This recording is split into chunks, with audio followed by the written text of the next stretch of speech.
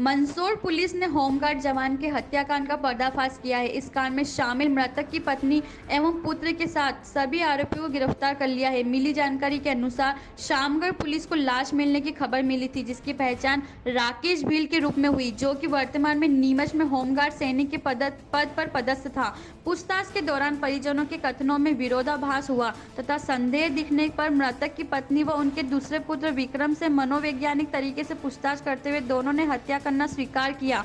पूछताछ में मृतक की पत्नी ने बताया कि मेरे पति नीमच जिले में होमगार्ड की नौकरी में थे तथा वे अत्यधिक शराब पीने के आदी थे। शराब पीकर घर में गाली गलौज व मारपीट करते थे।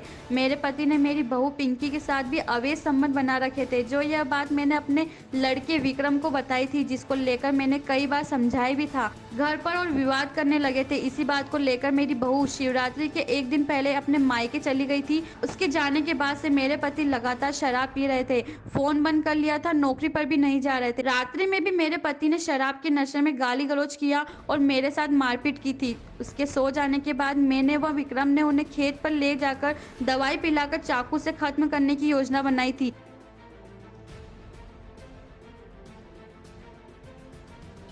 देखिए 23 फरवरी को एक लाश मिली थी, जिसका राकेश रतनलाल भील नामक व्यक्ति 45 वर्ष का, जो होमगार्ड में जवान था, नीमच ज़िले में कार्यरत था। तो लाश का गला रेता हुआ था। तत्काल ही भावगढ़ में वहाँ अपराध कायम किया मर्डर का। वरिष्ठ अधिकारी वहाँ पहुँच करके, एफएसएल की टीम पहुँच करके विवेचना जारी की गई। और बड़ी चौंकाने वाली बात सामने आई कि इसमें परिवार के ही लोग अपराधी निकले हैं। जो मृतक है उसकी पत्नी और उसके बेटे द्वारा ही उसको मारा गया है। जो विवाद सामने आया वो ये था कि मृतक की बहू के साथ उसके अवैध संबंध है। साथ ही कई दिनों से दारू पी रहा था और इसी बात को लेकर के परिवार में विवाद था। एक रात पूर्व ही इनके बीच झगड़ा हुआ था। बहू भी 2 दिन पहले अपने मायके गई थी।